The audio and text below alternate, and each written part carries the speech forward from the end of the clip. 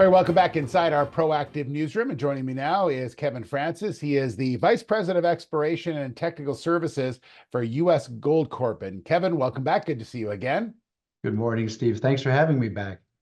Yeah, so we've talked a lot over, steps that have to be taken on the CK Gold project. And of course, today was a significant one, and that is the Water Discharge Permit. So take us through this. It's obviously a significant one for the company.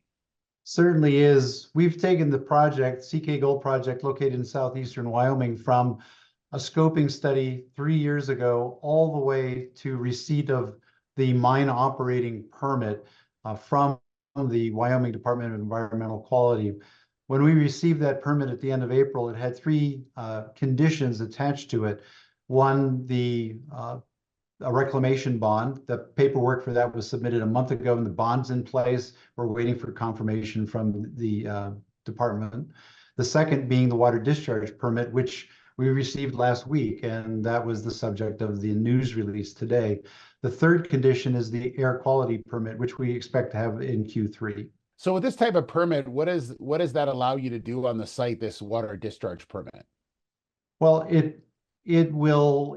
it's associated with the mine operating permit. So it sets standards for water discharge quality for the project during operations. That's effectively what it is. It allows us to test, treat, and discharge water that we capture on the site during operation.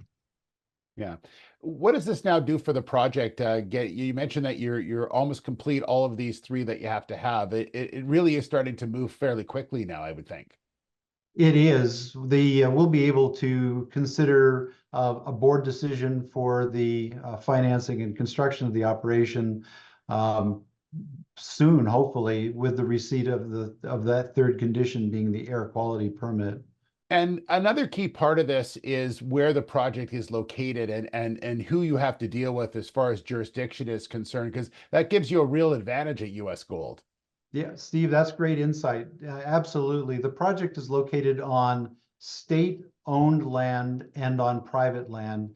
There isn't any federal property, no U.S. lands nearby. So thereby, all of our permitting activities have gone through the state agency, the Department of Environmental Quality, the various agencies within that department.